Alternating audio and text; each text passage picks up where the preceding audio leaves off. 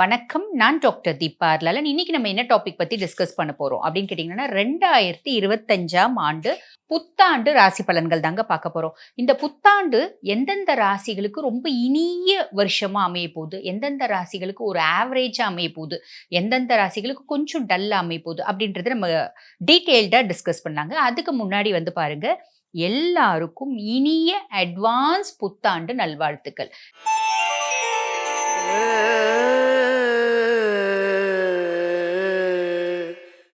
பொதுவா மகரம் அப்படின்னாலே சனியினோட ஆதிக்கம் பெற்ற ஒரு ராசியினர் அப்படின்னு தான் சொல்லலாம். மகர ராசி அன்பர்களை பத்தி சொல்லணும் அப்படின்னா, எவ்வளோ பெரிய ஒரு வசதியான குடும்பத்துல பொறந்தாலும், ஒரு ஸ்டேட்டஸ் பார்க்காம பழகுவாங்க. இது ஒரு உதாரணத்துக்கு சொல்றேன்னு வச்சுக்கோங்களேன். ஒரு பெரிய பணக்கார கோடீஸ்வர வீட்ல ஒரு பையன் பொறக்குறான்.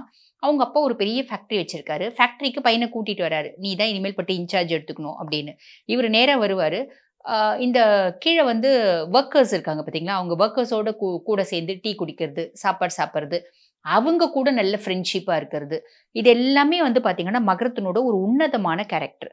உழைக்கும் வர்க்கம். உழைக்கிறதுக்குன்னே பொறந்தவங்க. எவ்வளோ பெரிய கோடீஸ்வர வீட்ல பொறந்தாலும், நான் எங்க அப்பானோட பேர்னால வாழ மாட்டேன். நான் உழைக்கணும், நான் சம்பாதிக்கணும், நான் பெரிய ஆள் ஆகணும். என்னோட பேர்னால எங்க அப்பா தெரியணும். அப்படின்னு நினைக்கக்கூடியவங்க. ஒரு கோடீஸ்வர வீட்ல இருக்க பையன் கூட வந்து பார்த்தீங்கன்னா, ஒரு குடிசையில இருக்க பையன் கூட கூட ரொம்ப பெஸ்ட் ஃப்ரெண்டா இருப்பான். அந்த ஸ்டேட்டஸ்லாம் பார்க்க மாட்டான். இதெல்லாம் வந்து பார்த்தீங்கன்னா, ஒரு எக்ஸ்ட்ரார்டினரி கேரக்டர் மகரத்துக்கு. அப்படிப்பட்ட மகர ராசி அன்பர்கள் என்ன ஒரே ஒரு மைனஸ் அப்படின்னா, ரொம்ப ஸ்லக்கிஷ். அவங்கள யாராவது ஒருத்தவங்க தூண்டி விட்டுட்டே இருக்கணும். "நீ சூப்பர்! உன்னால முடியும். நீ செய்யணும்." என்கரேஜ் பண்ணிட்டே இருக்கணும். என்கரேஜ் பண்ணிட்டே இருக்கும்போது அவங்க பயங்கரமா சாதிப்பாங்க. புரியுதுங்களா? அதாவது ஒரு வார்த்தை சொல்லுவாங்க பார்த்தீங்களா? "சுடர்விட்டு எரியும் விளக்காயினும் தூண்டுகோல் ஒன்று வேண்டும்" அப்படிம்பாங்க பார்த்தீங்களா? அந்த மாரி சுடர்விட்டு எரியிற விளக்கா இருந்தா கூட அவங்களுக்கு யாராவது தூண்டி விட்டுட்டே இருக்கணும். அப்பதான் அவங்க ரொம்ப பெரிய லெவல்ல ரீச் ஆவாங்க. அப்படிப்பட்ட மகர ராசி அன்பர்கள், உங்களுக்கு இந்த 2025 எப்படி இருக்கு? அப்படின்னு பார்க்கறதுக்கு முன்னாடிங்க, இப்ப நாங்க சொல்றது வந்து பார்த்தீங்கன்னா, உலகத்துல இருக்க அத்துணை மகர ராசி அன்பர்களுக்குமான ஒரு பொதுவான பலன். இப்ப இத பார்த்துட்டு இருக்க நெறைய மகர ராசி அன்பர்கள், நாங்க எங்களோட சுய ஜாதகத்த பத்தி அலசி ஆராயணும் அப்படின்னா, நான் பேசிட்டு இருக்கும்போது எங்களோட வாட்ஸ்அப் நம்பர் டிஸ்ப்ளேல இருக்கும். அந்த வாட்ஸ்அப் நம்பருக்கு ஹாய்ன்னு ஒரு மெசேஜ் அனுப்புங்க.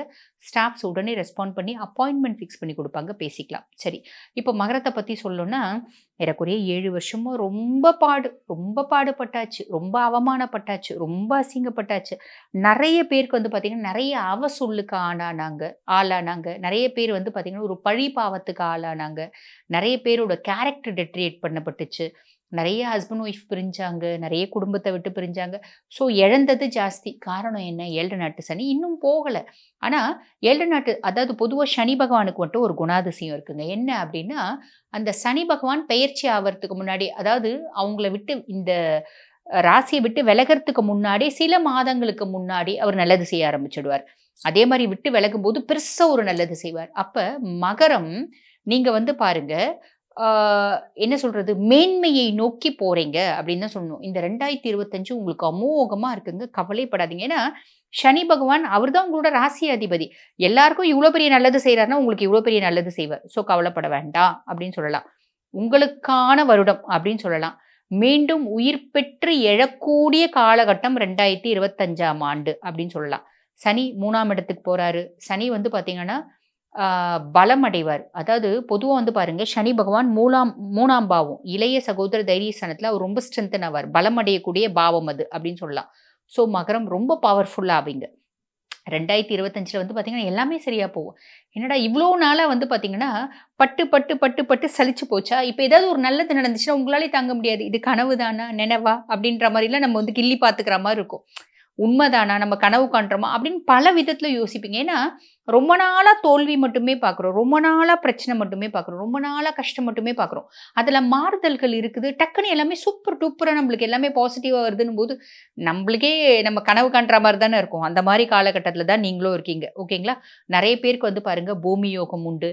நெறைய பேர் வெளிநாடு போணும்னு ரொம்ப ஆயத்த பணிகள்லாம் செஞ்சீங்க. ரொம்ப வந்து முயற்சி பண்ணீங்க. எல்லாமே ஃபெயிலியர் நோக்கி போச்சு. கவலைப்படாதீங்க. 2025 அந்த மாதிரி நீங்க ஏதாவது பிளான் வச்சிருந்தீங்கன்னா, சாலிடா போவீங்க. பயப்பட வேண்டியதே இல்ல. சூப்பரா இருக்கு. ராகு பகவான் 2ஆம் பாவம். தன, குடும்ப வாக்குஸ்தானத்துல ராகு பகவான். குடும்பத்துல பெருசா பஞ்சாயத்து இருக்குமே, குடும்பத்துல பெருசா பிரச்சனை இருக்குமே, குடும்பத்துல வெளிய சொல்ல முடியாத கஷ்டங்கள் இருக்குமே, அசிங்கம் இருக்குமே, அவமானம் இருக்குமே, கவலைப்படாதீங்க. குருவினோட பார்வை இருக்கு. ஸோ, அதனால அது வந்து பார்த்தீங்கன்னா, "சூரியனைக் கண்ட பனி போல் விலகும்" அப்படின்னு சொல்லலாம். ஓகேங்களா?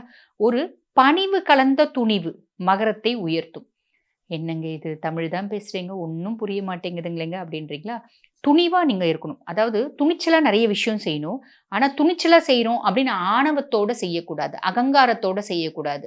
அப்ப நம்ம என்ன பண்ணலாம்னா, துணிச்சலா இருக்கணும். அட் த சேம் டைம் ஒபீடியன்ட்டா, பணிவா, பொலைட்டா இருந்தோம் அப்படின்னா நல்லது. இத தான் வந்து நான் வந்து ஒரு பணிவு கலந்த துணிவு மகரத்துக்கு நல்லது அப்படின்னு சொன்னேன். சரிங்களா? மகரம் வந்து பார்த்தீங்கன்னா, இன்னும் ஒரு அட்வைஸ் நான் உங்களுக்கு சொல்றேன். ஒரு சீக்ரெசி சொல்றேன். நீங்க லைஃப்ல ஏதாவது முடிவு பண்ணிட்டீங்க. இத சாதிக்கணும்னு நெனைக்கிறீங்க. இத செய்யணும்னு நெனைக்கிறீங்க. இந்த கோல ரீச் பண்ணணும்னு நெனைக்கிறீங்க. இந்த டெஸ்டினிய அடையணும்னு நெனைக்கிறீங்க. இதெல்லாம் செய்யணும்னு நெனைக்கிறீங்க அப்டின்னா, சக்சஸ் ஆகுற வரைக்கும் வெளிய சொல்லாதீங்க. வெளிய சொன்னா உங்களுக்கு நெறைய ட்ராபேக்ஸ் வரும். அது வந்து தடைப்பட்டு போவும். அத செய்ய முடியாம போவும். நீங்களே ரிவர்ட் ஆவீங்க. இந்த மாரி நெறைய விஷயம் நடக்கும். ஸோ, நீங்க ஏதாவது ஒரு பிளான் பண்ணீங்க. அத செய்யணும் அப்படின்னு முடிவு பண்ணிட்டீங்க அப்படின்னா, செஞ்சுட்ட பின்னாடி வெளிய சொல்லுங்க. செய்யறதுக்கு முன்னாடி வெளிய சொல்லாதீங்க. ஓகேங்களா? பொதுவாவே வந்து பார்த்தீங்கன்னா, மகரத்துக்கு இந்த யூஸ்டு ப்ராப்பர்ட்டீஸ் வாங்கக்கூடிய ஒரு அதிர்ஷ்டம்லாம் உண்டு. சனியினோட ராசி இல்லைங்களா?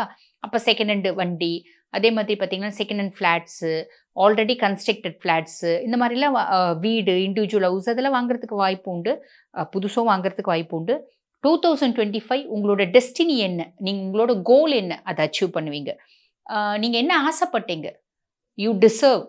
அது வந்து கண்டிப்பா you deserve to get that அப்படின்னு தான் சொல்லலாம். என்ன ஆசைப்படுறீங்க? அத்துணே நடக்கும். அதுக்கான எல்லா எலிஜிபிலிட்டீஸும் உங்களுக்கு உண்டு. கவலைப்படாதீங்க. ஹெல்த் ஹெல்த்ல வந்து பார்த்தீங்கன்னா, நெறைய இம்ப்ரூவ்மென்ட் இருக்கும். 2024, 23, 22லாம் வந்து பாருங்க நெறைய மகர ராசி அன்பர்களுக்கு கடந்த 7 வருஷமாவே வச்சுக்கோங்க. நெறைய மகர ராசி வந்து பார்த்தீங்கன்னா, இடுப்பு எலும்பு வலி, முதுகு தண்டுவட வலி, கால் ஃப்ராக்சர் ஆயிடுது, கால்ல ராட் வைக்கிறது, இப்படி எலும்பு சம்பந்தப்பட்ட பிரச்சனைகள் நெறைய பேரு ஆக்சிடென்ட் இதெல்லாம் நெறைய கவலைப்பட்டீங்க. நெறைய பேருக்கு சுவாச சம்பந்தப்பட்ட பிரச்சனைகள் எல்லாம் இருந்துச்சு. அதெல்லாமே நார்மல்சி வரக்கூடிய காலகட்டம் இந்த 1 வருட காலகட்டம் அப்படின்னு தான் சொல்லலாம். Everything will be better. Everything will be the best for you அப்படின்னு சொல்லலாம். நெக்ஸ்ட் வந்து பார்த்தீங்கன்னா, சந்தோஷமான தருணங்கள் பல காத்திருக்கு இந்த 2025. தவற விட வேண்டாம். மகரம் 2025 உங்களுக்கு அமோகமா இருக்கு. எக்ஸ்ட்ரார்டினரியா இருக்கு.